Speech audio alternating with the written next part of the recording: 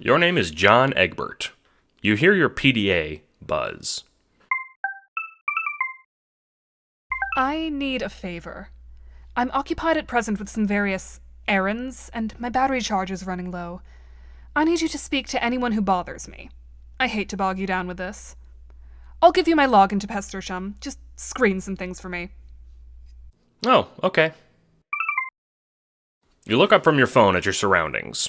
Hours ago, your grandmother just blasted you through your first gate. Since then, your life has been a blast. First of all, the land of wind and shade is beautiful. Your first gate, after entering, had teleported you to a massive valley full of wondrous sights. It all looks so alien and surreal, but you feel oddly at home. The rocks jutting up from all around you are deep navy blue, glowing neon teal mushrooms jutting from the rocks, giving the whole place a dim light. Above your head, the clouds you saw from your house are there, but underneath, they're dotted by the twinkling of innumerable fireflies. "Look, Nana," you say, pointing skyward. "The fireflies have all been trapped beneath those smoggy clouds, kept below by the billowing smoke of Typhoeus." "Whoa," you say. "He sounds like a jerk." "He is, dear boy, and in due time you'll take him down, but for now, we ought to get you somewhere to eat." Your stomach growls again. You are pretty hungry. You grip your sledgehammer tightly, a grin on your lips. Whatever this game throws at you, you've got. You walk down the path laid out before you, a signpost reading Salamander Town, pointing in the path's direction. You decide to follow it. Nearby, you spot a patch of pitch black on the ground, squatting near it. "Oil?" you say, dipping a finger in it, giving it a sniff. "Indeed," Nana says gravely. "Another of Typhoeus's pollutions to this lovely land. The rivers flow with oil. Your Nana stops suddenly, pointing down the path. Imps. 6 of them sit around a little campfire, chattering to one another. Due to the cliffs on either side of you, you can't sidestep them. Your hand just tightened on your hammer. "They look different," you quietly note, hastily hiding with Nana behind a rock. "Are those jester hats?" "Quite right, John. You see," Nana indicated to her own jester hat, "the items you use to prototype your sprite, that's me, also is sent to the imps to power them up."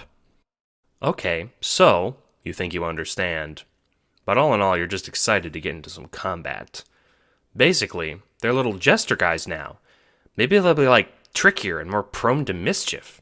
"I'd wager so," Nana says, rolling up her sleeves. You both nod at one another.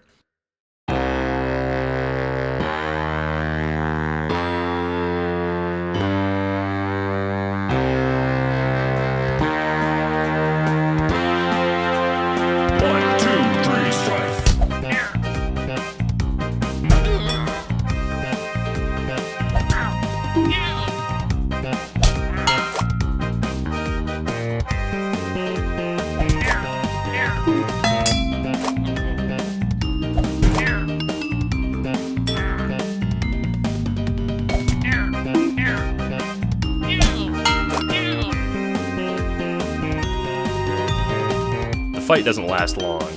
Each imp comes up to your knees and explodes into a splat of oil when you swing your hammer. Soon enough, the camp is dispatched. Taking a break, you check your trusty PDA. John, where are you? Our collective grist horde seems to be increasing. Please respond ASAP. You're not overwhelmed somewhere, are you? Nope, I got through the first gate. That's wonderful news for me. Building up your home was slow going. I'll bother Dave to start building mine with this new windfall. Great. I'm on my land, and it's so pretty, Rose. I'm glad. Thank you again for checking my messages for me. What luck. The imps seem to have dropped some consumable loot as well as grist. You pick up what appears to be a package of chips. "Don't eat imp food, John," your Nana scolds. Defying her suggestion, you pop it open. Tastes like Pringles. Relaxing on an alien world is surprisingly serene. You thought there would be more strife, but it's pretty peaceful. You could live like this forever. Your PDA buzzes, but this time it's from Rose's side of Pester Chum. Looks like one of the trolls is bugging her. You've never seen this troll before, typing in green text like Jade. Still, given your recent experiences with Car Cat, you're not inclined to give Greenie the benefit of the doubt. You crack your knuckles, detecting an excellent opportunity for japery. Good morning, Miss Lalonde. First of all, I would like to say I am a huge fan. New phone, who's this? Oh, my name is Kanaya Merriam, one of the myriad trolls. Right, more like one of the myriad losers. That is hardly fair. I know my compatriots are somewhat uncouth, but it is prejudice to base your opinions on those interactions to a whole species. Okay, you're right. I'll reserve judgment, even though you do seem pretty loserly. They say never meet your idols, and I think this is that idiom in practice. Look, I just wanted to warn you about something. Oh, that's really good, because I need to warn you about something too. You do? Yep, I need to warn you about a dangerous ligma. Oh. At the risk of sounding like a fool here, but I am not familiar with the human ligma. Ligma nuts! Ligma balls! More like lame auxiliatrix. Sorry, I am very lost. You know, ligma balls. Okay. Am I to know what a ligma is? And what of the ball element? You're being needlessly confusing. I'm beginning to get the feeling that you're not as smart as I thought. Joke failed. Never mind, you trolls suck so much that you can't even get japed. What? Tentacle therapist muted Grim Auxiliatrix for 12 hours. Oh, You stand back up, chips consumed, and depart on your path once again. You can't let a poorly executed jape attempt get you down. You're the best japist of all. John, you'll get a headache if you walk around and use your little computer at the same time, Nana scolds again. You can't help but be charmed by her matronly attitude, even though you completely ignore her. Rose, this is weird. John, you're going to have to be more specific. The sheer density of weird happenings is at a level to which your specificity will need to increase. The trolls. Apparently they're from another universe and played our game too. I'm baffled that was true all along myself. They fit in so well with the type of irritating trolls commonly found online that I hardly gave them a glance. It's also weird they call me June. Indeed. There you go with the indeed again, Rose, but maybe you're right. Maybe there is something I'm sort of not addressing. I will reserve my own musings for now, John. But do you like to be called June? Yeah. But that's weird, right? It's a girl's name. I don't think it's weird. I think you tend to overthink these issues, June. That's why you always get bogged down in trivialities. You just called me June. Yes, you said you liked it. I do. But it's still weird. Not bad weird, just weird. I'll ask another question, further reserving comment. You mentioned before this mess began that you often thought about being a girl. How do these fantasies make you feel? You stare at your PDA for a moment. Your heart, for some reason, is thudding in your chest, like you're standing on a precipice you yourself can't even see into. I don't know. This would be worth discussing further, June. I can keep calling you that, right? You at least know that much? Yeah, that would be okay, I think. You breathe. Rose's words ground you at the edge of the cliff, which you feel yourself nearly stepping off of. John? Your Nana's voice breaks you from the stupor, realizing you've been walking and typing, barely noticing you were about to step right off a literal, actual cliff. Gah! You start, hopping back from the ledge, resuming your journey on a sandy blue road. Put that PDA away. Imps could leap out at any moment, dear. Looks like you'll have to wait to finish this later. Still, Rose calling you June makes your cheeks heat up, a thought that you can't get out of your brain as you and your Nana press on. That name feels good. Lost in thought, you bump into Nana's back, who sticks her hand out to quiet you. Up ahead is another camp, this time not just with imps, but with massive hunchbacked creatures with teeth jutting out from their bottom jaws. Each one is about double your height, wearing jesters' hats and boots. "Looks like imps aren't the only things we'll need to contend with," Nana whispers. The cliffs on either side had fallen away, meaning there was a route around the camp, one you and Nana take, creeping into some foliage on the side of the path, large blue and teal trees that give you both cover. Nana has an easy time, able to float in the air above the ground silently, but you have to be careful, picking your way through the brush to keep from making noise. Your best efforts to this end, however, are in vain, as a twig snaps below your foot at the same moment your lungs suck in air. "Huh?" One of the big ogre-looking guys perks up and turns around, squinting into the forest. If it was brighter, he'd see you for sure. He makes a grunt and stands, hands swiping at the bushes and grass, making a beeline for you. The ogre is even bigger up close, each of his arms thick as your thigh, his breath snorting from his gaping, jagged maw, skin oil slick, just like the imps. Your breath is about to make your lungs burst, but fear makes you unable to exhale. Your Nana silently watches, eyes wide, as the ogre spots you. Its beady eyes widening as you both stare at each other, equally bewildered. You feel that breath in your throat about to escape in a scream, when you feel a hand on your shoulder. "Dad?" you squeak. Dead silence. Then, instead of an answer, from right beside you a gun fires. You clutch your ears in pain, swearing as the camp of ogres and imps scrambles to their feet, each exploding with a subsequent bang by whoever fired the rifle. Ears still ringing, everything sounds like it's underwater, as the man, whoever he is, wrenches you to your feet, dusting you off. He has a mustache, a monocle, and a pith helmet, looking like he stepped right out of Jumanji. "Cover your ears when a boy's about to fire, boy." You can barely hear him over the ringing as he shoulders his weapon. "What?" you loudly announce. "I said, boy, cover your bally ears when a fella's about to fire. That's just common sense." Okay, you say, bewildered. He sticks out a calloused hand. You shake it. "Jacob Fitzgerald Harley. At your service, dear boy." The person appears human. You ask the first question that enters your brain, dumbly. "How did you get here?" You rub the back of your aching head. "Can't say myself, dear lad. I was checking a peek at some old ruins nearby abode when, poof, I'm suddenly inside some manner of curious alien land. Out of the sci-fi books, eh, what?" The man strokes his mustache, looking around. "Are you a local?" he asks, adjusting his monocle. "Not really?" you consider. Your house is in this land, but you don't come from here. "Well, I'm afraid I must take my leave, dear lad," says the man. "I'm sure you're looking for the first ticket out of here, but I'm bound for my own goals. Tally-ho." Before you say anything, the odd, confusing man blunders back into the woods from whence he came. You guess that was lucky? Sort of. You could have gone without a gun being fired a foot from you, your right ear buzzing angrily.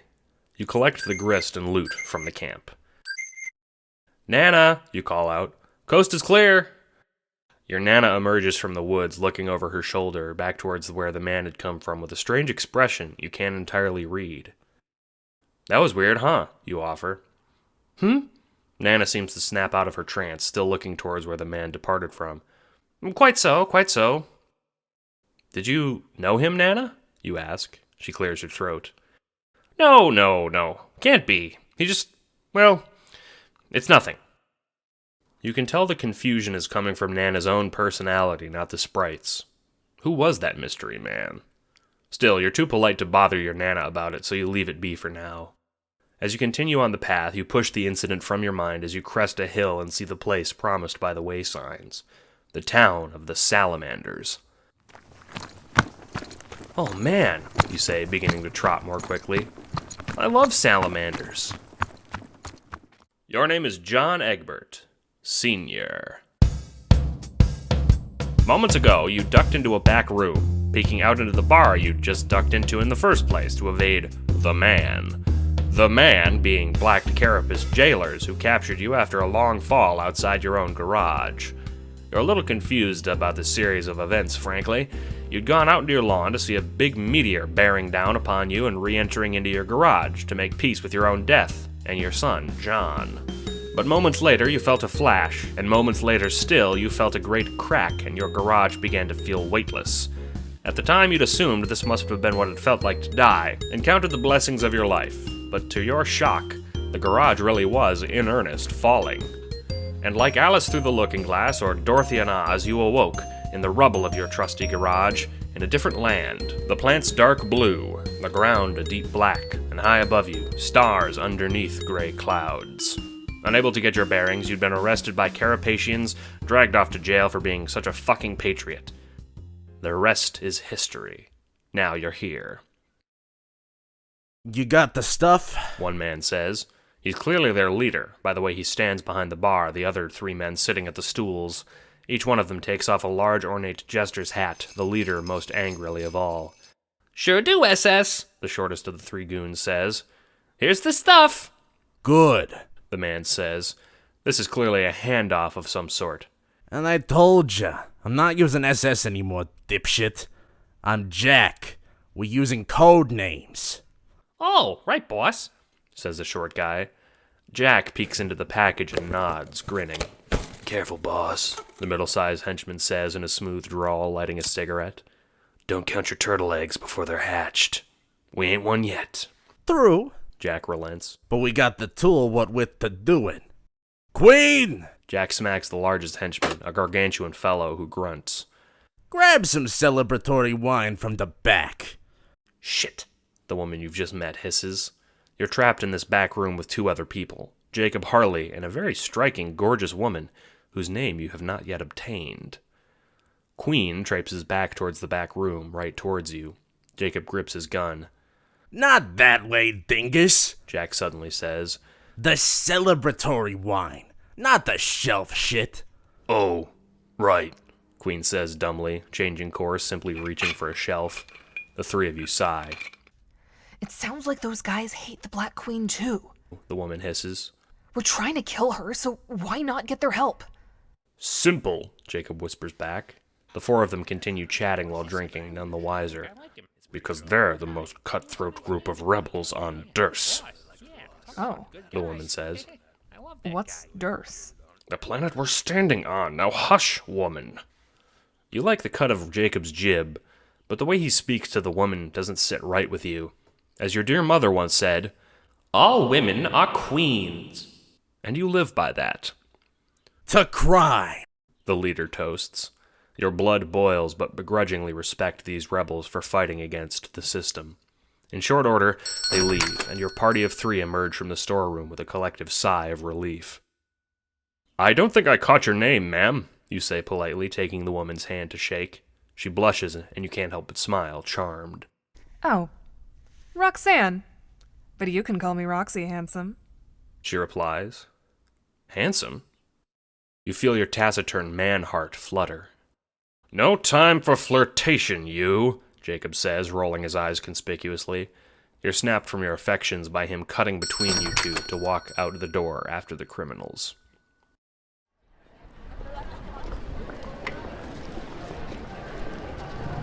You walk through the Dursite streets, a little bewildered. To be fair, though, the Dursite streets are bewildered back. The Carapacians aren't used to seeing humans, and they turn their heads upon seeing your group pacing through the place. "Not far now, you 2, Jacob says, uneasy. "I'm not a fan of walking in the open, but not to worry. I have a getaway ship arranged." As you walk, your thoughts turn to your son. Last you saw of him, he was running into the house in a panic. You hope he's okay. You're a little pained by the realization that last time you spoke with him, you reprimanded him for his birthday gifts from his little internet pals. Then something strikes you. You say, walking behind Roxanne. "Pardon me," Yeah? she says, hastily folding up the compact you'd just been using to do whatever ladies do whenever they pat powder against their faces. Some kind of makeup doohickey, you figure. How is it that our kids know one another?" Roxanne blinks. It appears that she, like you, hadn't considered that coincidence. That's kind of crazy, huh? She says. And how'd you survive the meteors and stuff? So it's true. You survived the meteor somehow. "There were more than one?" you ask, but from her expression you can already tell the answer. Oh, jeez. She rubs the back of her neck. Well, that's... See, you remember the dinosaurs? Well, yes, but dinosaurs are all... You stop suddenly. Roxanne sucks air through her teeth. Yeah... Enough said, you suppose. You take off your hat, running a head through your raven hair. Roxanne allows you this moment. We're here, Jacob says, stopping. Saying this is redundant. After all, the building you're standing in front of is a palace to end all palaces, possibly large and imposing, the front dotted with guards. Oddly, though, they're all running about in confusion. Is the security detail always quite so hectic, you ask? The three of you are across the road, a wide, empty street, from the castle, which itself is across a moat, drawbridge raised. Negative, Jacob says, eyes narrowed. I don't know what's gotten them into a fuss. Probably some intruder. They have a problem with those, us included. No matter. There's a side entrance we're going to use. A friend of mine set it up. You realize suddenly what you've signed on to do. You might be risking your life for no reason now, saving a city you've never seen. But at the same time, what is there to fight for at all? The Earth is gone. Your son... is... Don't just stand there, man. We have to move! You're snapped from your musings by Jacob, and you steel your resolve. You follow the old man around the block. It's strange that a castle, complete with moat and drawbridge, is in the middle of a city, but this place is so strange that urban planning is the least of your worries. In you get, he says, opening the door to an apartment building on the far edge of the moat on the west side of the castle. Inside, another Carapacian is manning the front desk in a little jester outfit, but oddly, she's a white color. Jacob, the white Carapace squeaks. who are these people? Have we been found out? Goodness me! The excitable Carapacian frets, hopping from one foot to the other, but Jacob silences her. Hush, woman. These are friends, you hear? Jacob turns back to face you. This is Miss Paint. She arranged for the getaway vehicle and our side route into the castle. Miss Paint eyes you both nervously before leading the party down the staircase, her feet clanking on the purple concrete as you descend. She pushes open a door labeled Employees Only and peeks out furtively.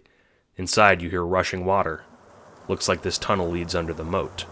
Lucky. This used to be used by the Queen to escape the mobs that used to plague the castle, Miss Paint explains as you all walk. but it fell out of use when the moat was installed. She must have had to deal with a great deal of mobs, you say bitterly. OMG, yeah. Roxanne agrees. That'd totally never happen under, like, a democratic queen. Quite right. You agree with a smile that you hope isn't too forwardly amorous. To your delight, she smiles back. Queens can't be democratic, you spinster, Jacob grumbles. You shoot him an alarmed frown, but before you can reprimand him, you reach the end of the passage, a ladder leading up into the palace proper. I'll leave you here, Jacob, and get the ship ready, Miss Paint squeaks, ducking back down the ladder once you're all up. The ladder terminates in a storeroom, a commotion of guards and palace staff outside. Looks like you're in. The easy part is over. All right, you say. What's the plan? Jacob quirks a brow at you. Plan, dear boy, he says, incredulous as if the word never occurred to him. That was the plan. We're in. Well, we're in, but we could be miles from where the Queen is. The castle looked massive from the street. We have to be sensible. Don't you have a map or a blueprint, or... You're cut off by Roxanne, of all people. Jacob points at the door, ignoring you both. All right, Mr. Egbert, here's our plan, since you're too much of a ninny to buck up and deal with things head on. Jacob shoulders his weapon. We run, I shoot, you two stick behind me, and dispatch any stragglers. With that said, Jacob kicks down the door and utters a mighty war cry, every Carapacian within 50 feet, halting, their eyes wide as dinner plates. You're starting to hate this guy.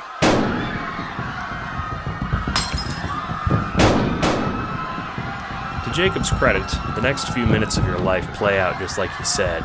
Once Mr. Harley ran out of bullets, he was more than happy to swing his gun like a bat, biffing and bopping carapaces out of the way. You use your trusty fists to fend off the guards, and Roxanne uses a hefty wine bottle she no doubt saved from her hiding place back at the bar. After several minutes of frenzied running, you find yourself in what appears to be a great hall full of tables and plates and such. No guards were inside, so the three of you duck into the kitchen, panting. By God's own hooks, that was exhilarating. Did you see me blast that poor bugger in the foot? Fell right into his body, he did. Jacob slaps his knee. You and Roxanne are considerably less pleased, panting. You resent that this old-timer is in better shape than you. All right, we're in the kitchen. Where to now? You pant. Yeah, no offense, Pops, but I'm not into running around and getting poked at by shiny dude spears. Roxanne concurs, using a nearby cork remover to tug the stopper from the wine, giving it a swig. She offers you one, too, which you take heartily. You two are no fun, Jacob says bitterly. The only direct way Jacob F. Harley knows is through danger. He senses you two don't share his sentiment by your dirty looks, and he reconsiders. Fine. We're close to the throne room anyway. Should be right above us, as memory serves. Jacob tugs his mustache, patting his pockets.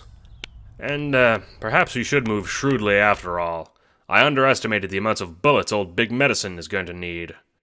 You poke your heads out of the great hall doors and into the area outside. No guards. Quiet, Jacob says suspiciously. They've been short-staffed, I notice. Almost like there's been some kick-up before we got here. Lucky us, you say, creeping up the stairs. Soon, you three find yourselves in a long, ornate room, cavernous and dim. A long carpet extends through the room and terminates at the foot of a massive throne. On it sits the very face you saw in Jacob's photo. The Black Queen. The jig is up, Jacob announces dramatically. His voice echoes off the tall panes of the ornate stained glass windows surrounding the room, giving a striking view of the city below.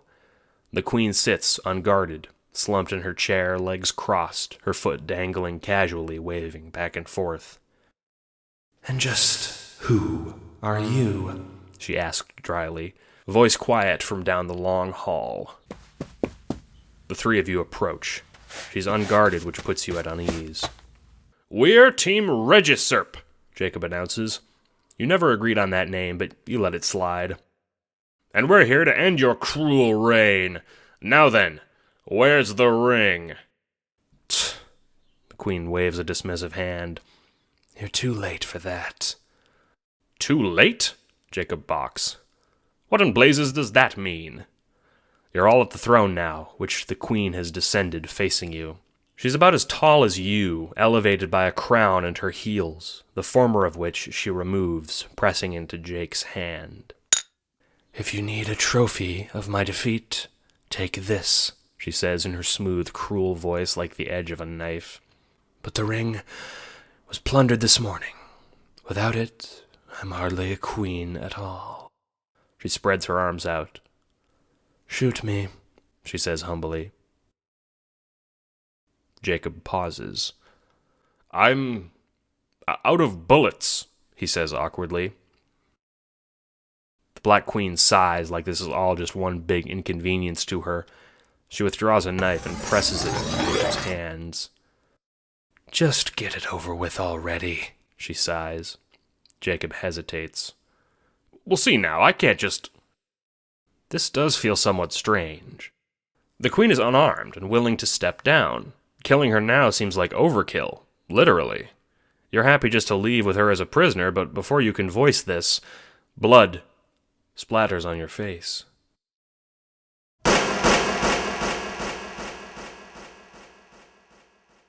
Well, A voice calls from behind you.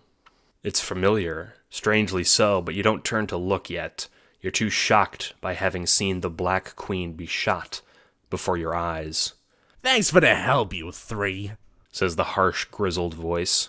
When you turn, you see that same carapacian from the bar, pointing a smoking gun right at you. "You," Jacob says, aiming his own gun right back at Jack. "What have you done with the ring?" "Put down the pea shooter, Mac. You just said it weren't loaded," says Jack, scoffing. "The ring's nice and safe in my personal vault.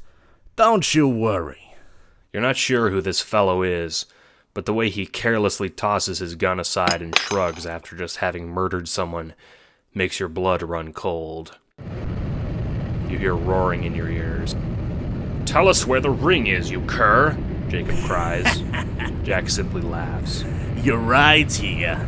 The roaring that you thought was in your ears turns out to be outside of them, the roar of engines that gets louder and louder.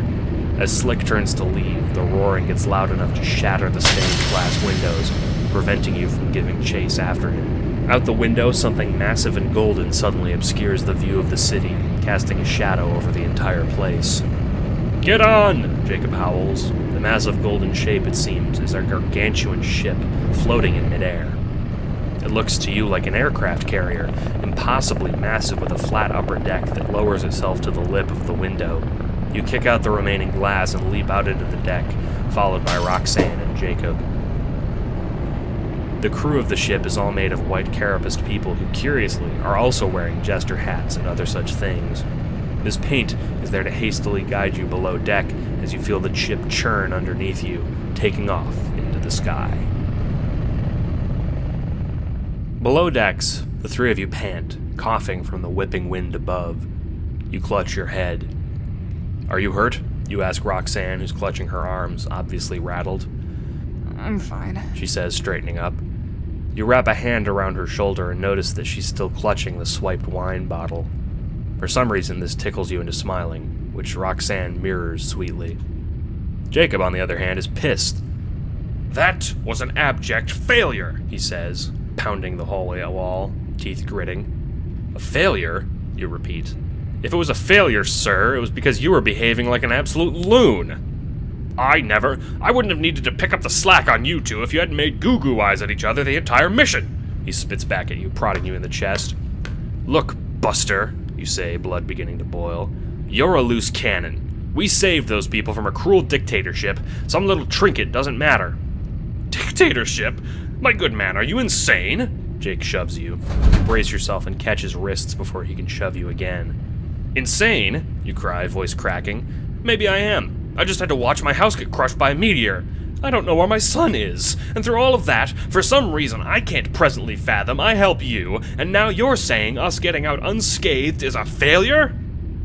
If you think freeing some alien hoodlums from some queen is all I'm here for, young man, Jacob grunts, trying to wrench his fists from your grasp, then you're as big as fool as this bimbo. Oh, that makes you see red. She isn't a bimbo, you disrespectful idiot, is what you nearly scream. Unfortunately, before you're able to speak at all, Roxanne does for you. I'm not a bimbo, you disrespectful shithead, she hollers, and to your surprise, throws a haymaker right at his mustache, clipping him rather powerfully in the face. Jacob, struck dumb, lowers his fists, looking from you to Roxanne, holding his bruised cheek with a sour expression.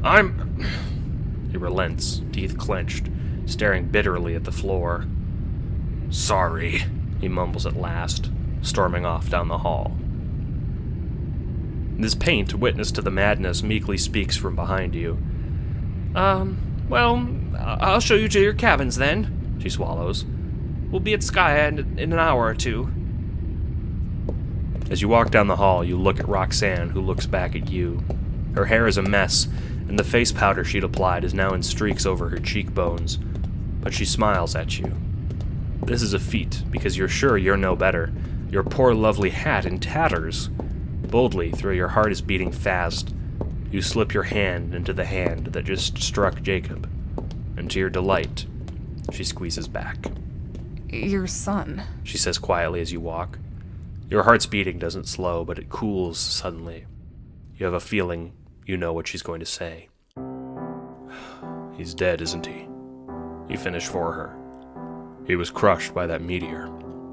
You feel fatherly tears sting your eyes, the worst tears to feel. I don't even have anything to bury.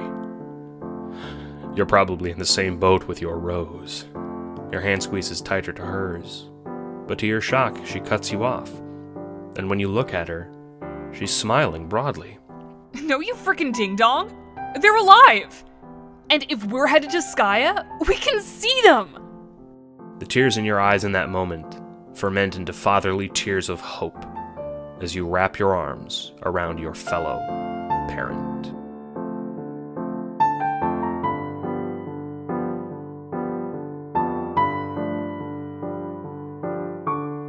Homestuck Alternate Universe is written, produced, and read by Funk McLovin. Additional voices include articulately composed as Mom and Rose Lalonde, Janiyah Riley as Jade and Kanaya, Captain Laser as Jack Noir, and AE as Terezi Pyrope. Art is by Sunny D, and additional credits are by Funk McLovin. Please support Homestuck Alternate Universe by subscribing, liking the video, and leaving a comment. Homestuck AU is also on Patreon at patreon.com/funkmclovin. This month's patrons include Kerpel, Quartz, Jan Measely, Christopher, Sir Sheepsalot, Eliza Azalea, Sloth Bucket, Dawn, Athena, Dio Makara, Ka, Danica, Hyris, Zipperozic, Kaleidoscope Mediator, Elizabeth, Luna, and Jojo. Thank you.